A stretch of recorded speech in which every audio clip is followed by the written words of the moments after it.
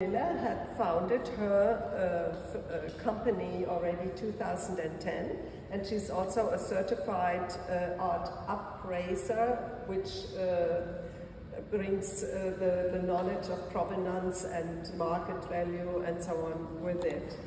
And also she serves at the Museum Collectors Advisory Committee at the Museum of Fine Arts Houston, at the Advisory Board of PrintMatters Houston, a member of the Menil Society, and as well the Association of Women Art Dealers, and the Professional Organization of Women in the Arts, and a former chapter leader with the ArtTable. Thank you so much for the invitation, and also what a beautiful show this is. It's a privilege just to be here, so if you haven't spent some time with these pieces, please be sure to do that. So yeah, we're going to talk about provenance. And the plan is basically I have this presentation to run through, and then at the end we'll just do a little Q&A session. But that being said, if you have burning questions, please feel free to jump in. Questions or comments are welcome. So let's talk about provenance, and we're going to start at the very beginning. I'm so sorry, this is kind of pale, but hopefully, can you guys see this? Yes.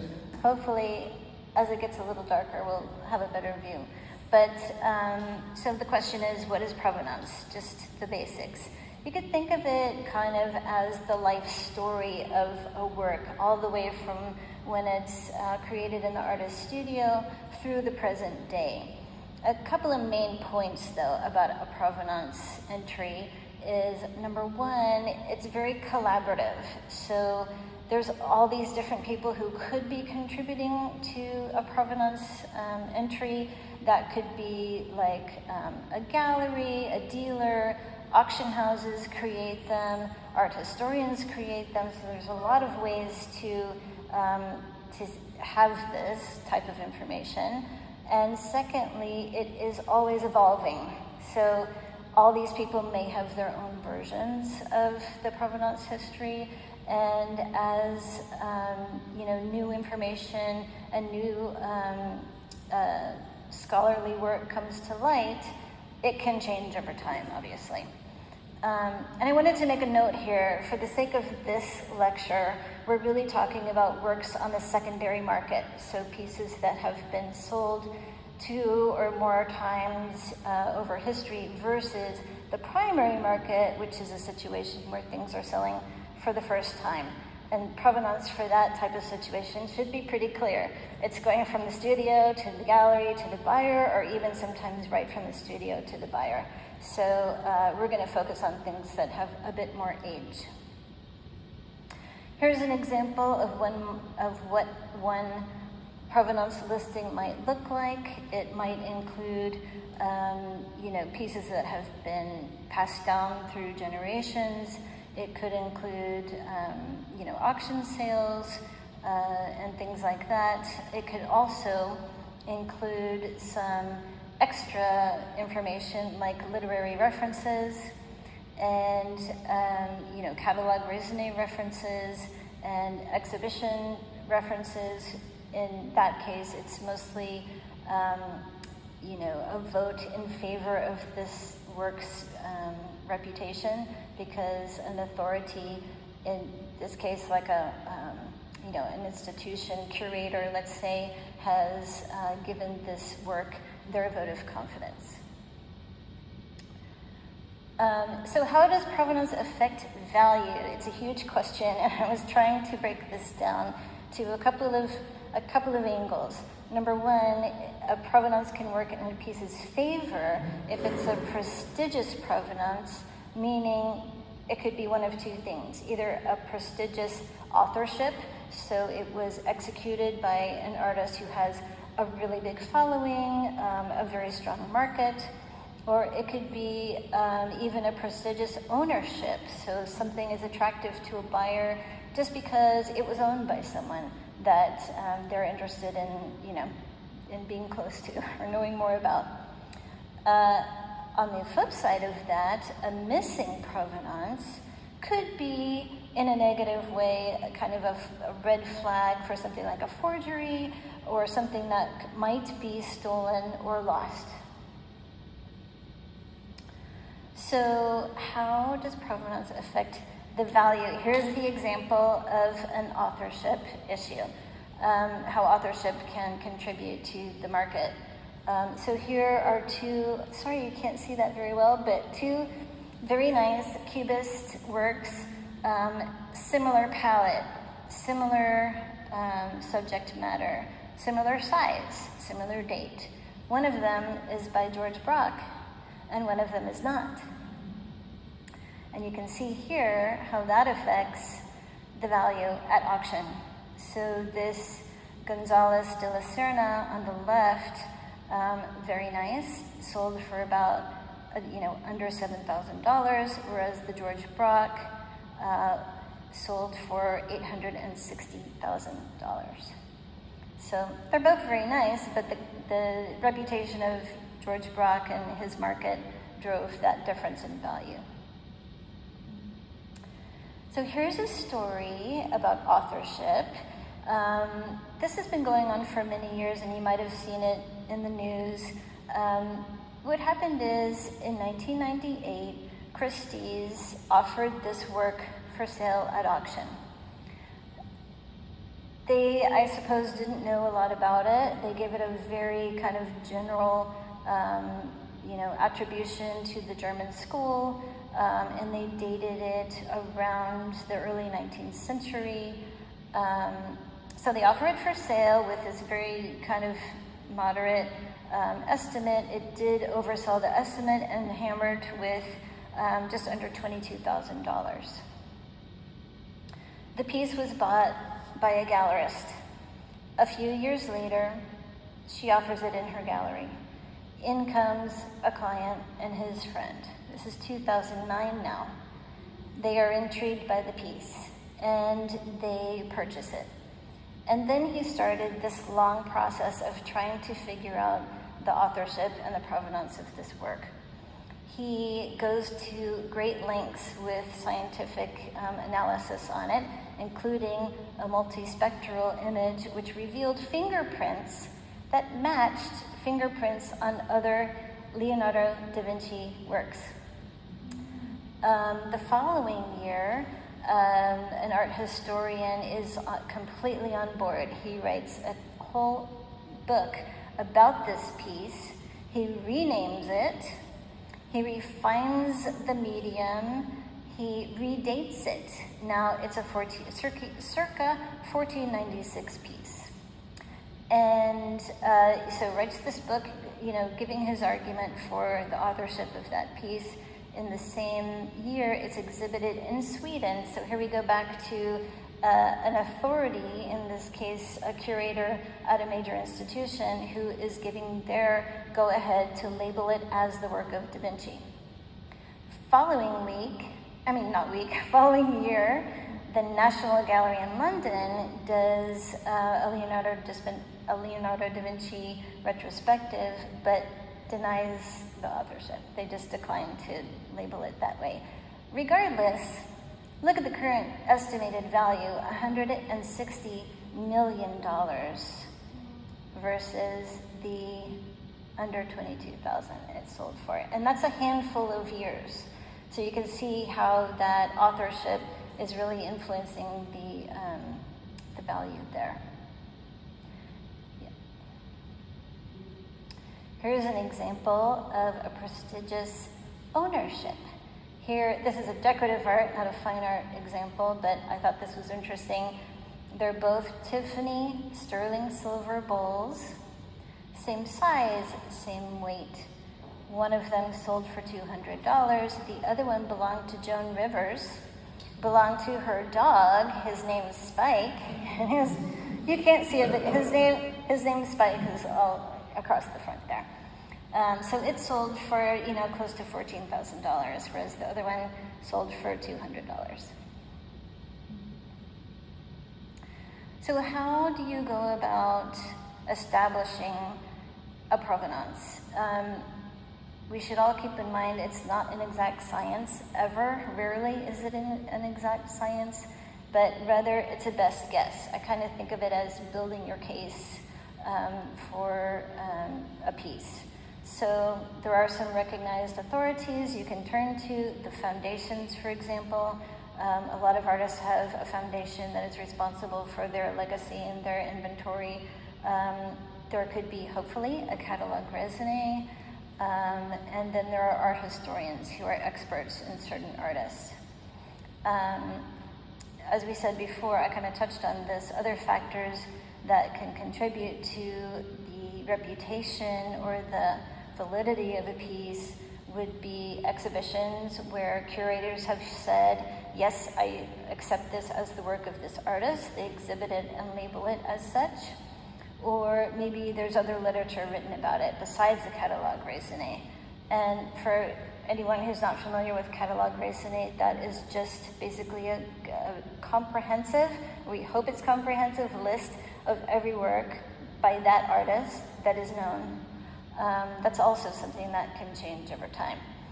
But I would just put a little note about here about other things that can give a piece a bad reputation, which include if an expert, like a curator or a writer, an historian, negates the authorship and casts doubt on that work, that can ruin value.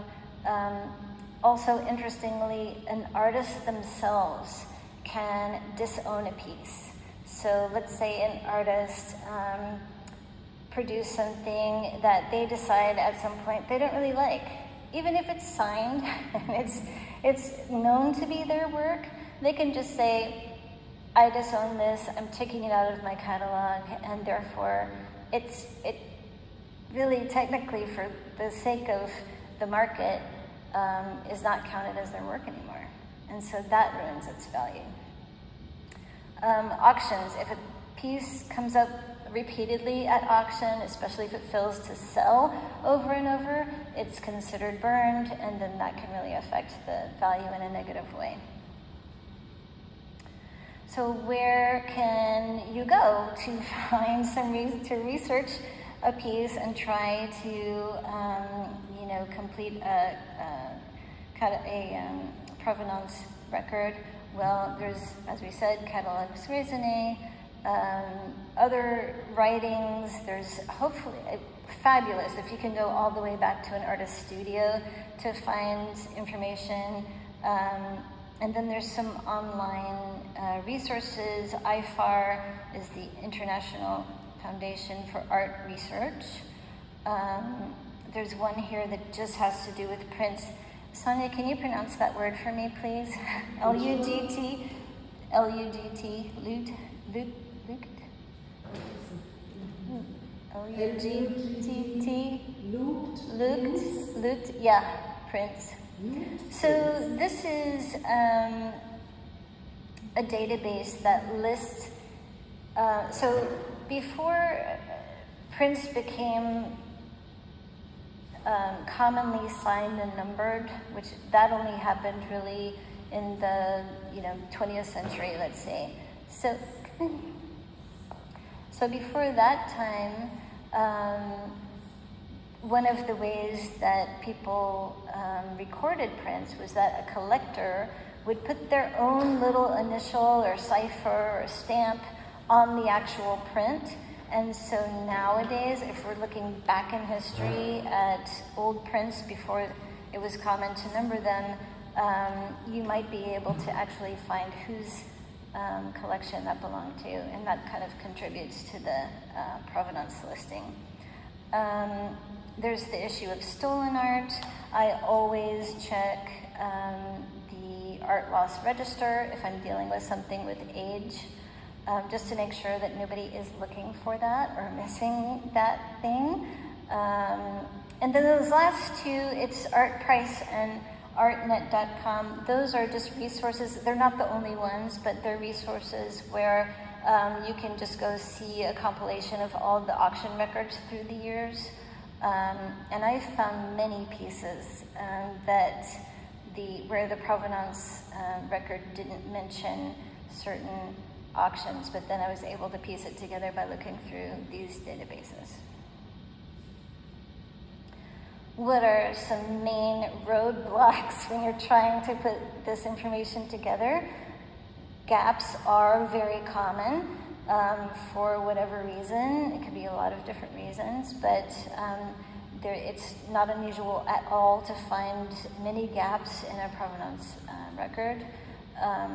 Auction houses, the ones that they offer, I never take at face value. These days, they can be known for brevity.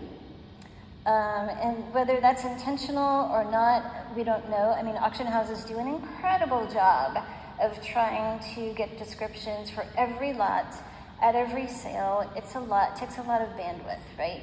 So whether they mean to be brief or skip things or not, it doesn't matter. That's, you know, the way that it turns out. So when you're looking at the provenance listed by an auction house, either online or in a catalog, I would encourage you to dig deeper on those listings. And there are extensive disclaimers online. Read it sometime. Sotheby's, Christie's, any auction house will tell you very explicitly and repeatedly that you should do your own research, not just on provenance, but on condition.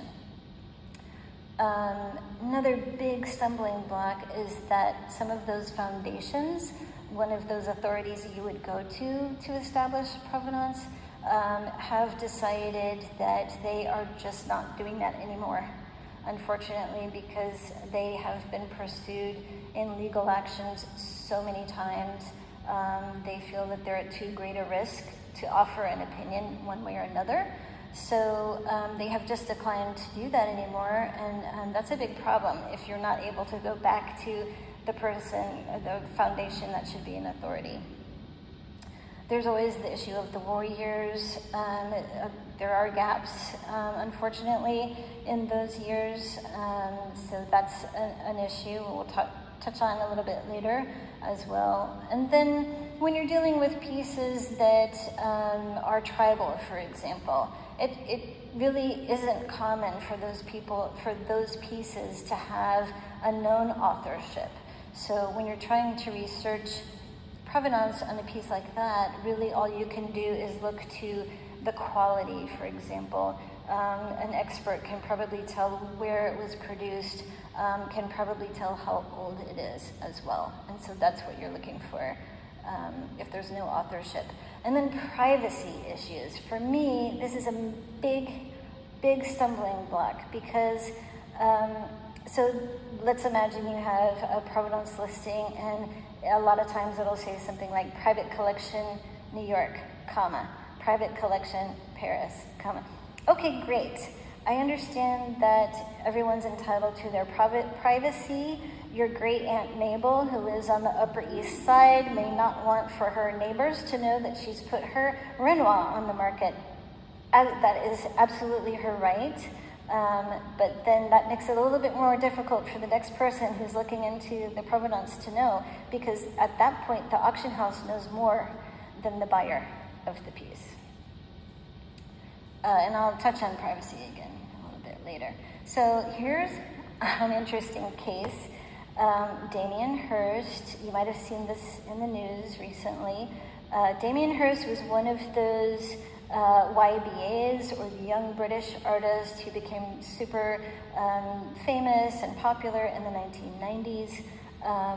He was best known for his works like this.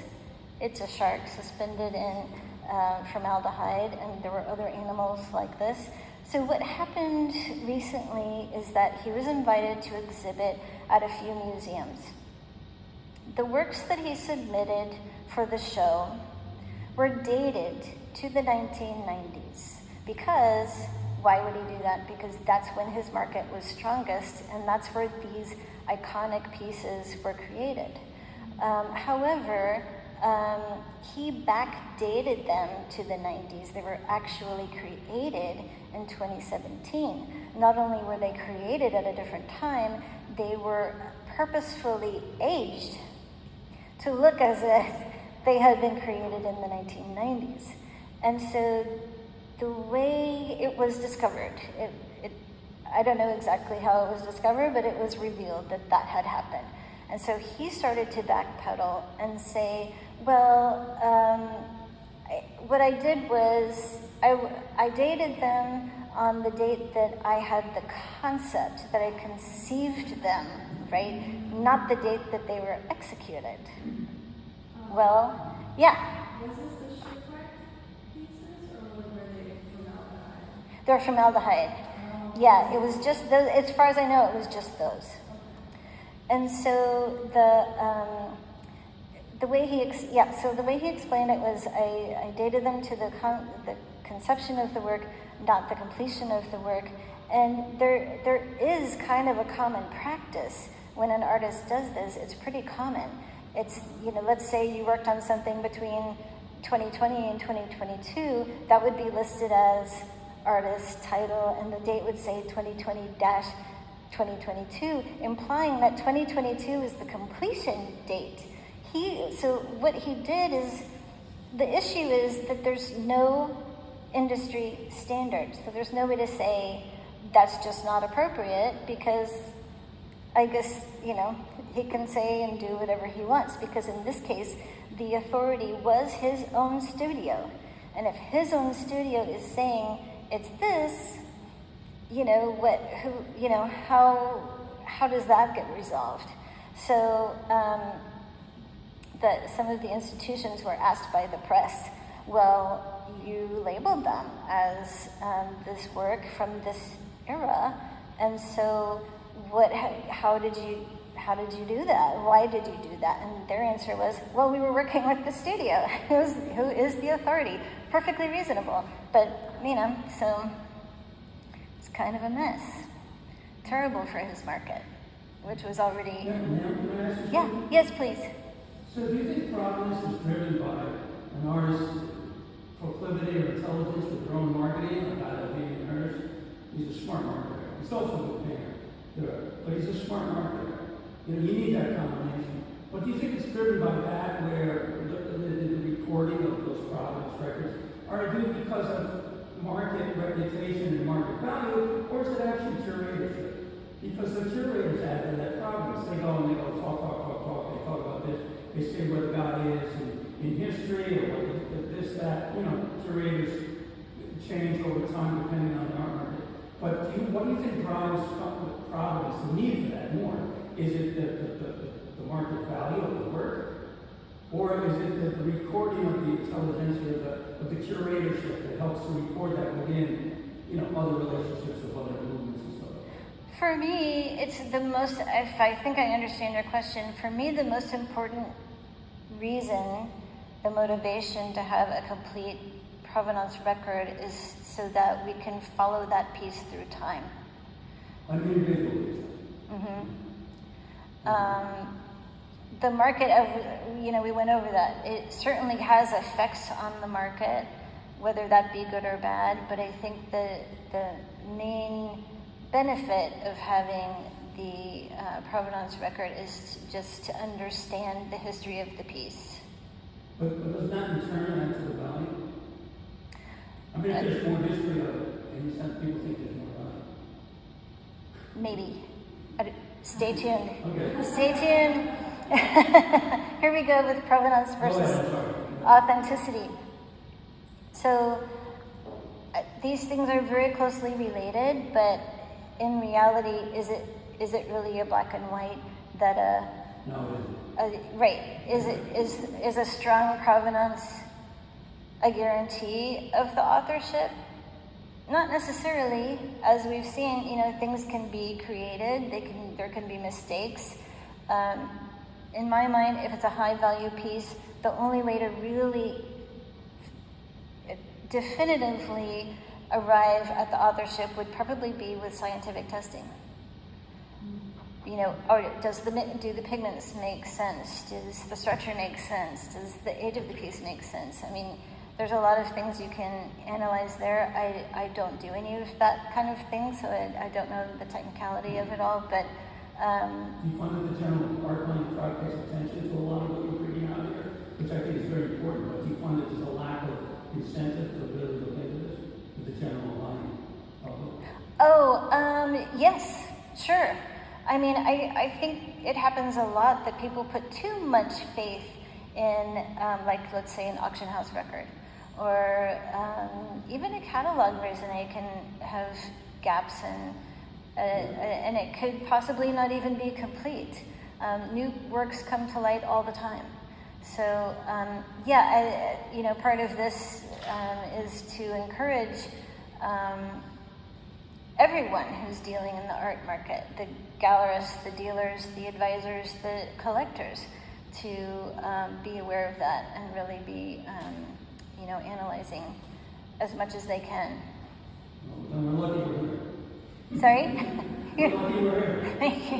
Yes. Right. You had mentioned earlier that someone had authenticated Leonardo da Vinci's fingerprints. How would anybody really go on and say that? Is there any way to authenticate that? I'm sorry, I didn't hear the last one. Leonardo da Vinci's fingerprints on a painting. Mhm. You had mentioned that earlier, that I guess it was a curator or someone had said that that's what they saw in the painting. Now, how would anybody authenticate that or really even go out on them to say that they saw it? That was scientific testing. So they can't Imaging. just imaging, but you can date it back that far? Well, they weren't going on date. They were going on the actual fingerprint, Right. because there were other paintings by him with that same print. So we're yes, they we're have the technology to map Yes. it together. Or they have the technology to map. Oh, okay. I know it's amazing. Well, I know they can't take like a paint chip and go back centuries. And, they have the technology for that. That's another thing they did with that piece is Yeah. they dated the vellum. It's painted on vellum, and so that was a part of the process because Chrissy was like, "This is a couple hundred years old," Yeah. and now they're saying, "No, this is a period Renaissance piece." So I understand that they can, date canvases and all of that. Yes. I don't know how far back they can really go. Probably depends on the material exactly. I'm no scientist, so I don't know, but it's incredible, and the technology just keeps evolving. I wanted to just talk about briefly certificates of authenticity, or COAs. So a lot of collectors have the idea that anything they buy should be accompanied with a COA. It's not a bad idea, but everyone should be aware that a certificate of authenticity is only as good as the person who's writing it. Anyone can create, print out a little certificate like this and put a stamp on it. It looks very official and they sign it off. But if that person is not one of the recognized authorities, it's kind of worth the paper that it's written on. There's an example where, for many, I don't know if it's still happening, but it happened a lot, that some art salesperson would sell art on a cruise ship. And it could be anything. I mean, if you're an appraiser, Heidi. You've probably heard this story. You've probably had calls about this. I bought this on a cruise ship. I want to know what it's worth. And they're told, they get excited. They're kind of in a romantic, mood. And they get offered this Picasso or this, whatever it is. It could be, offset lithograph. It could be, my point is the most inexpensive, least important kind of print you could offer somebody, right? But because it comes with a certificate of authenticity, people are really impressed by that, and unfortunately end up making some mistakes. But because it's a cruise ship and it's in international waters, it's really hard to pursue anything like that, after that happens. But so the point is there, certificates of authenticity can be very valuable if it's coming like from the foundation, if it's coming from the artist studio or a recognized expert on the artist. Absolutely, it's valuable, but you know, it has to be written by somebody who has the authority. So here's an example of a missing provenance. Another big story you might have seen in the news years ago. This very important gallery, Knoedler in New York, had a stellar reputation. They were working, you know, come in. They had had a wonderful reputation in New York for decades, known as a you know, spotless reputation, selling these, you know, very important works. They ended up being offered several pieces by the big, you know, wartime, post-war artists such as de Kooning, Motherwell, Rothko, Clifford Still, Burnett Newman, got offered these things without a provenance. And the explanation of the seller was, this guy wants to be anonymous. They named him Mr. X. The story was, he bought all these right from the artist at the time and sat on them for all these years. That already is a little suspicious because these works are worth tens of millions of dollars. The gallery then turns around and sells them for tens of millions of dollars, and they are eventually recognized as complete fakes. So what happened there? The gallery obviously didn't do their research and due diligence on these works. A big lawsuit ensues. You can watch the documentary. It's called Made You Look. It tells the whole story. But, and during the trial, someone said to the collector or collectors, you know, why didn't you guys look into this provenance story? And the buyer said, this is not my responsibility. That's why I picked Knoedler, because they have the reputation and the knowledge to know what they're offering, right? Side note, this would have been the perfect time for the buyers to have an art advisor on their side. That's what art advisors are there for, to be the advocate for the buyer and to dig into all this history and look out for the red flags. So, yes. So back to, I think, one of the questions in the audience, what's a provenance good for? Well, here are a couple of examples. Restitution, especially around the World War II years. It happens pretty often that a long-lost piece will show up at an auction. And then the family might say, oh, I recognize this. It used to hang on my grandmother's wall, and let me dig into the family records. They could have sales records. They could have an inventory or other records that support that piece had belonged to their family before World War II, and then they are able to piece together that provenance and make things right for the descendants. Another thing that has been happening a lot lately is a trend towards institutions repatriating works that were, let's say, acquired or stolen from another country. Here's one of the biggest examples. Again, a big story in the news. The Elgin marbles. It is Elgin, not Elgin, for the Houstonians. These works they're now in the British Museum, but they were taken from the Parthenon in the 19th century. And the British Museum argument kind of goes like this. We acquired them legally. There was no, it wasn't stealing. It was approved. They took them out of Greece. Number two, their opinion is that in the British Museum, their collection is so extensive that the audience can see these marbles and also consider them in context with so many other works of art of that period from different cultures around the world and get a comprehensive view. On the Greece side, as you can imagine, their argument is they weren't taken legally because Greece was occupied at the time. And number two, shouldn't they go back to the structures for which they were created? So it's a big debate back and forth. In my opinion, why couldn't we just 3D print copies of these things, and then we can both have, they could both have a copy of it? But I mean, I would love to see the marbles go back to Greece, personally.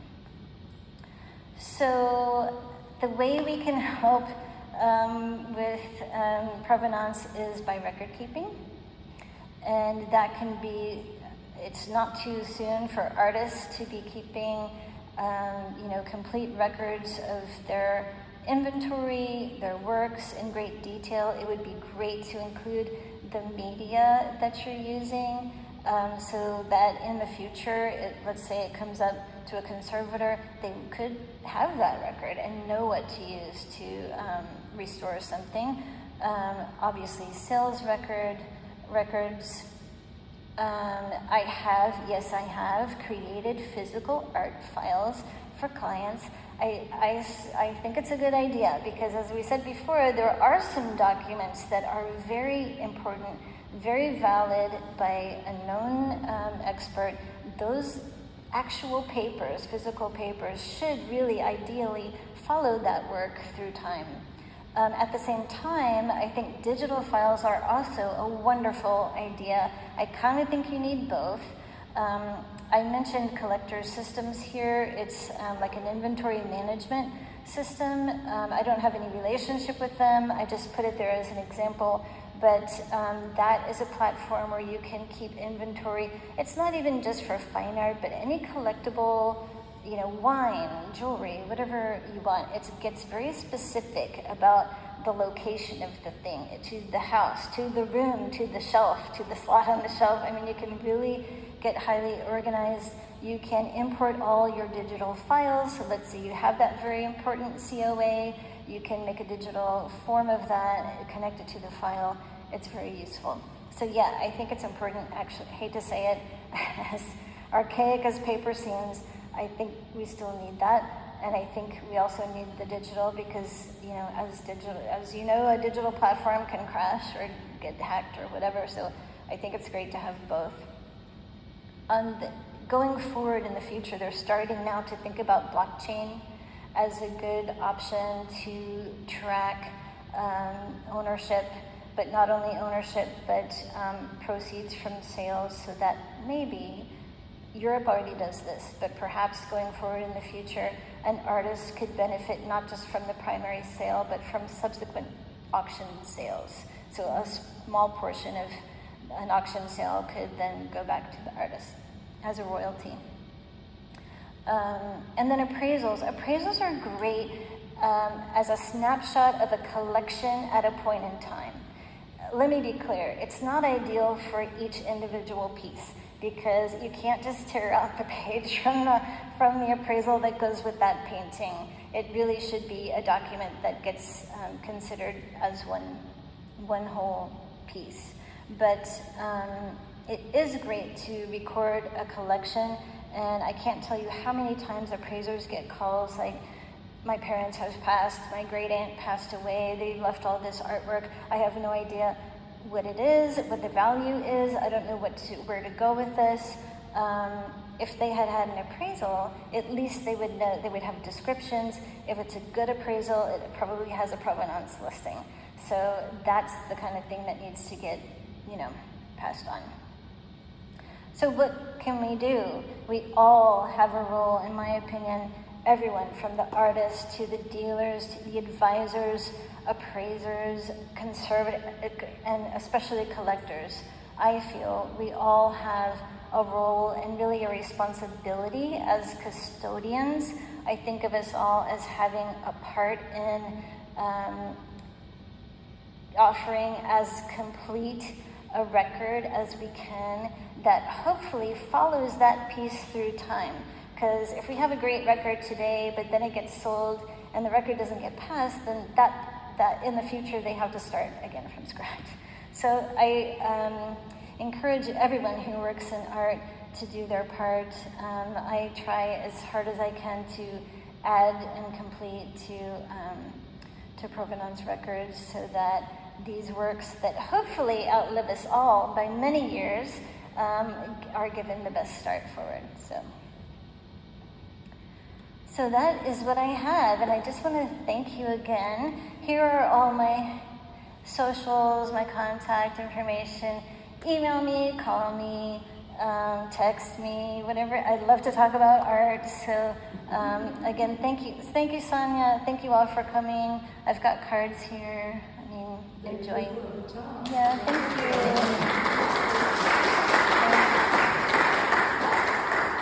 Oh, questions? Yes. I have a question that doesn't have to do with secondary market. So if I'm writing to an artist that I purchased from, and they send me a very detailed email describing authenticating the work, what is that? Is that worth anything? Is that good enough? Do I need to pursue this further? If you purchase it from the artist, I would encourage you to get a very detailed receipt that has a photo of the piece. You know, it would be fabulous, a photo of the artist with the piece, even better.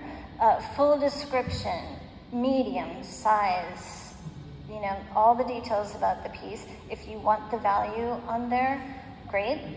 And that should act as your COA.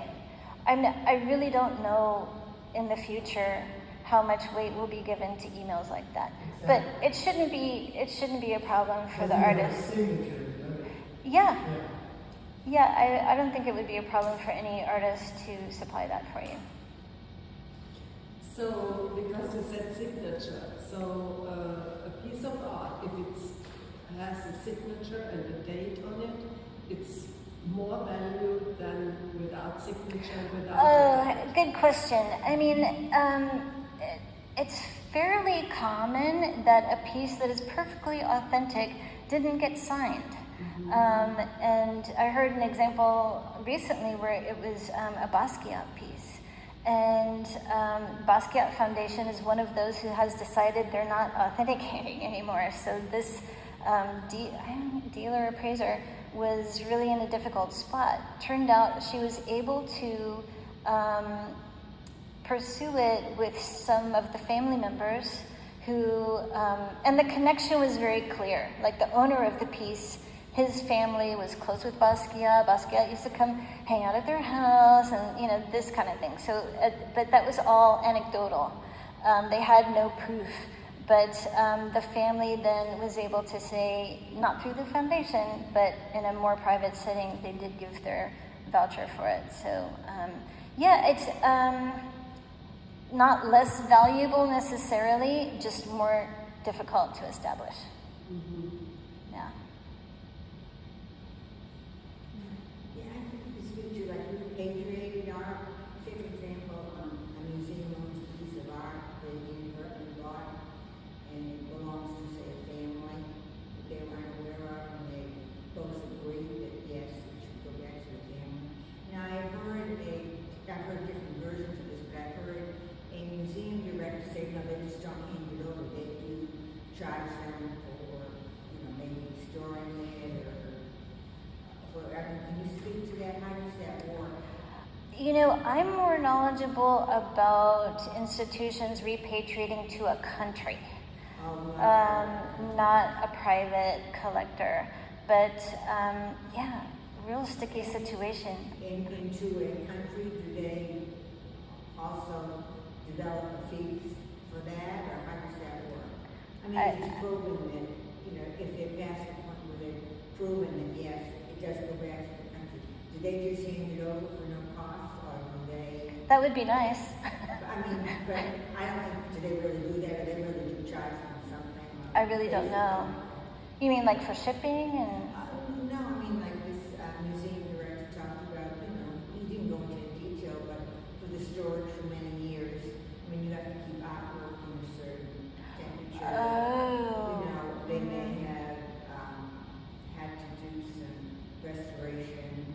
Seems to me if the institution had it in their inventory for all those years, assuming that they owned it, I think those expenses are their expenses, not the rightful owner. Well, I don't know. I mean, Yeah, that's good. I haven't heard about that. Yeah, that's interesting. Different stories of how, Yeah.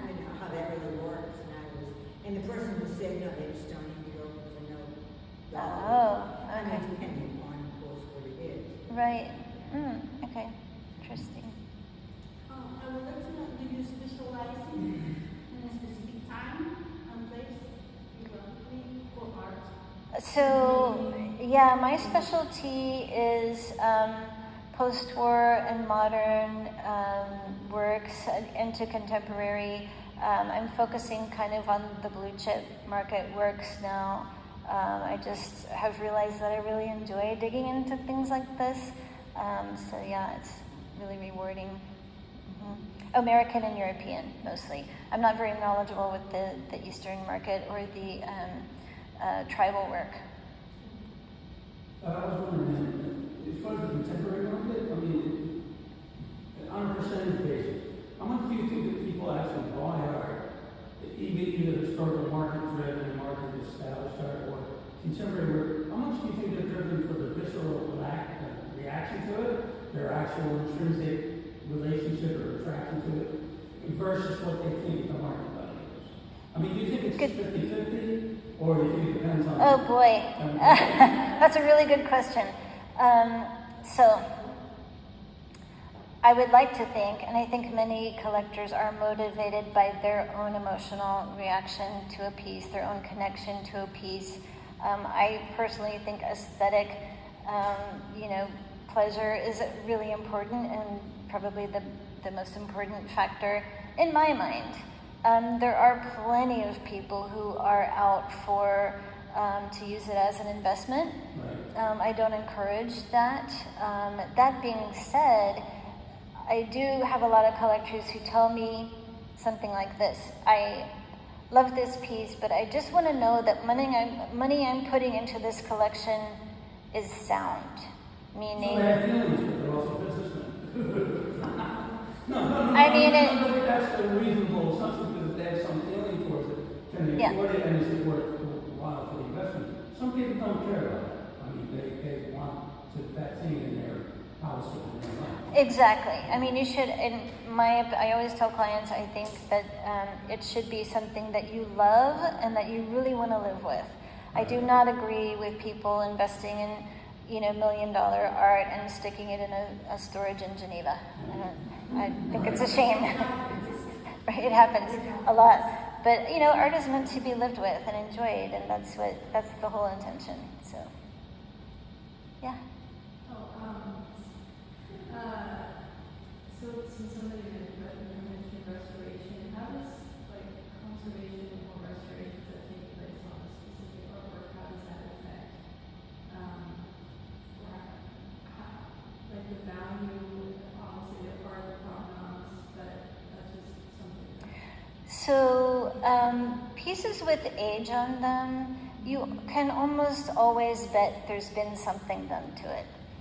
The question is how much and how well and how reversible is it?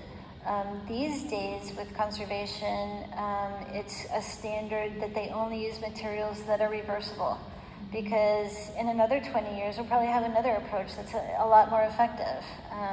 So they try to do things that are, as little invasive as possible. But in the past, dealers would take a painting and iron off the back of it, or, add paint and just not really record that. And so pieces with age, you can kind of guess that there's been something done. The quality and the extent of it is what affects value.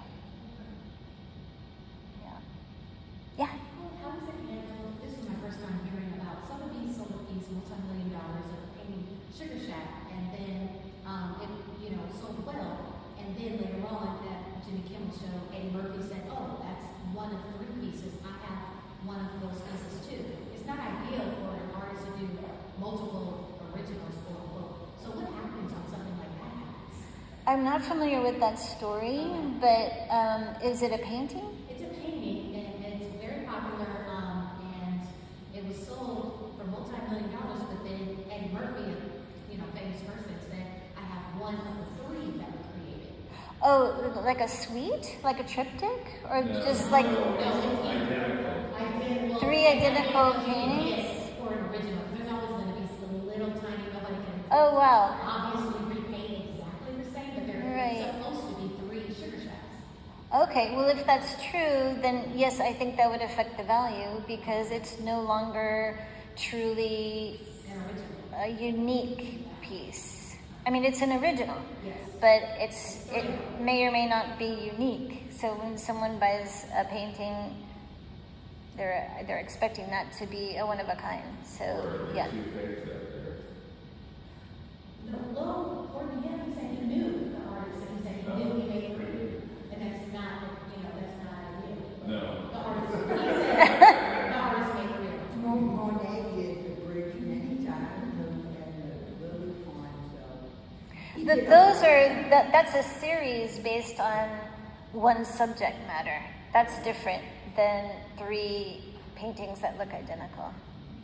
I'm guessing. I'm sorry, I don't know that story. I believe they were identical. Oh, wow. Identical. Okay. Well, nowadays they can, you can mechanically paint a copy of a painting. And museums do it when they put something on loan. They give something on loan. They sometimes replace it with what looks like the same painting, but it's really a copy. But yeah, it's amazing. And they exhibit that? They exhibit it, but they label it as a copy. They don't want the originals. Yeah. Right. You had mentioned at some point, in terms of record keeping, media is very important. And so I'm just curious, for a collector kind of starting their inventory, what other things besides media?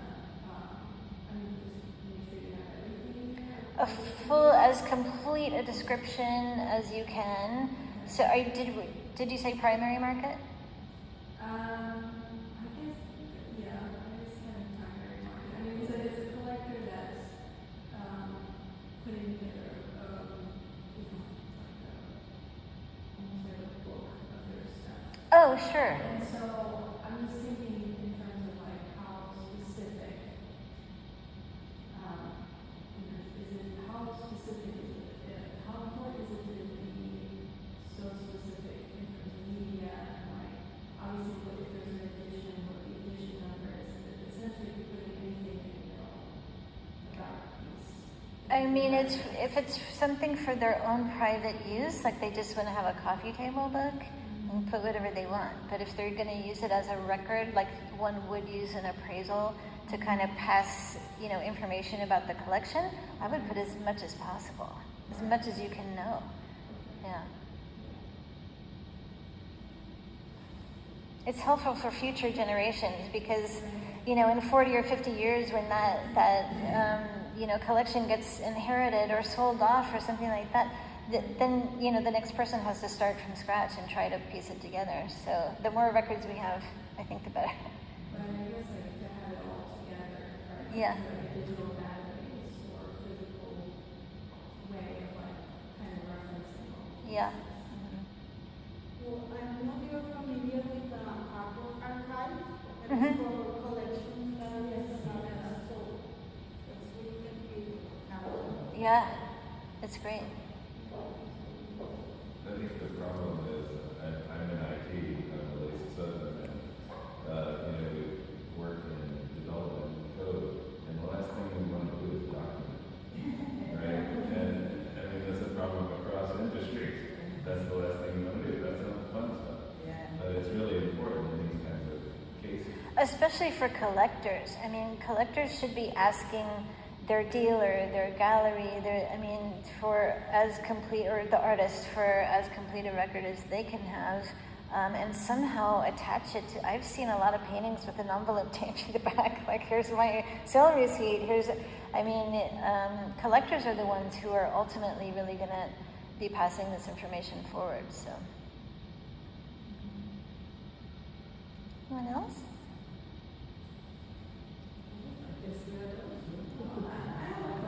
Yeah.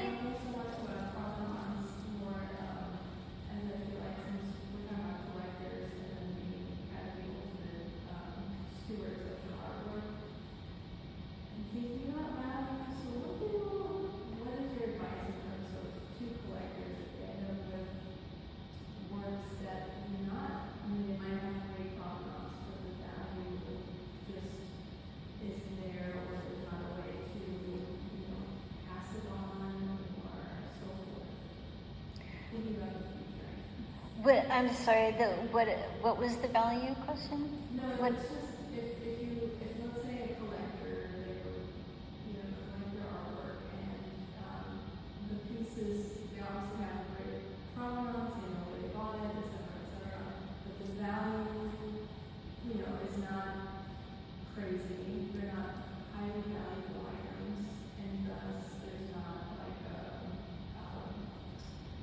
where did they pass it on? For the collectors, if they're thinking about their own collection, and there's not a museum to give it to or family to pass it down to. Oh. Do you have anything in terms of advice or things you consider for people in that position? As far as where to go with it, or the record? What happens to the art? Oh, right. I mean, it's still always good to have the record because then at least you know what it is. Right. The market is unpredictable, so you just never know. You can probably take a guess at what will happen with that artist market going forward, but there's no guarantees. So a good example is the print market right now. For the mid-tier or lower-tier artists, there are some gorgeous prints, as you know. There's some great things out there, and there's just no market for it. So it's a shame. So if they like it, keep it. A lot of the artists fight, really, a lot of it. Especially with younger artists. I've seen a lot of artists out there. There are a lot of talented people all over the States in many cities in the US, but it's like if they have an acumen for social media presence, they run that. So a lot of times, permeation of a brand or something, or an object, or a certain style, that really raises the awareness. And the criticism, I think, today is not the same as it was 40 years ago. It's not about formalism or academic stuff or sort of pictorial shit. It's really about popularity and identity and culture, which is fine, that's valid. It's just that a lot of that stuff is pumped up because of some market presence. It's elevated in social media. And then a curator comes in with not a lot of knowledge. And then you'll get it from that point of view. Like, they're popular, they have parties, they show their paintings in bikinis.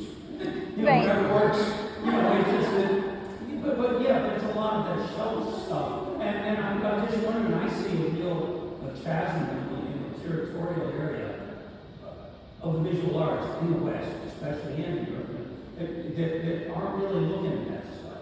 They're looking at what's it's coming off of cartoons or games. And I'm not saying it's unvalid as a movement or a consciousness or a culture. I'm just saying that I don't know why they're calling them games. They're editorial illustration. A lot of it. Sure. It's not really. And I nobody's think really practicing painting or really what that is. About what that stuff is. Like this stuff is intelligent. A lot of there's formal ideas there. There's structure. There's intelligentsia. There's a relationship on a lot of stuff. A lot of you would point out abstraction and so-and-so, sculptural, yada, depth, space. All that stuff. But that does have a visual effect on people when they look at it. Those formal aspects are what drive people to feel things, I think. Yes. A lot of times what I've seen in the artwork today is that it's based on some sort of cultural item or identity item, but it's not really a structural thing. I'm not making a call, I'm not saying it's bad, but it's a whole different kind of concentration on what visual art is. There seems to be an explanation before it, when really, if it's visual art, it should work for itself. Nobody has to tell you about a movie, I just want to go watch it. I don't need a story about painting if it doesn't pull me in. You know, or a song. You don't know what the words are, but somehow you feel something. You know? So I think there seems to be a discrepancy there, especially with unyoung curator, and I know about subject, I'm making, sorry. but the thing is that I don't understand where some of that comes in, and do you have, you know, governance on that? Provenance? You know, do you put it on the elbow? You know, yeah, there is, because if it's popular, it has some market value, then you decide, well, we should have provenance on it because it's sold. But, you know, but it's based on different stuff. And I don't know if do you see this? Do you feel? I think that if a piece gets hot or trendy because it creates a buzz, maybe on social media or something like that, that's one thing. But if there's no quality behind it, I don't see that kind of thing. What do you think the curators and collectors are basing quality on? They're basing on market value. I'm basing on actual intelligence of whatever that medium is. I mean, market value and validity kind of go hand in hand, and critical acclaim, and you know, there's got to be some quality there. So I think something can become hot and then fade out pretty quickly. Yeah. So you're saying that there's some intrinsic value in the actual object. There should be, because that's what keeps some integrity. Absolutely. Right? And it does add to the value as well Right. as the fact that it's popular. Yeah, it's like it's keeping it going. Well, it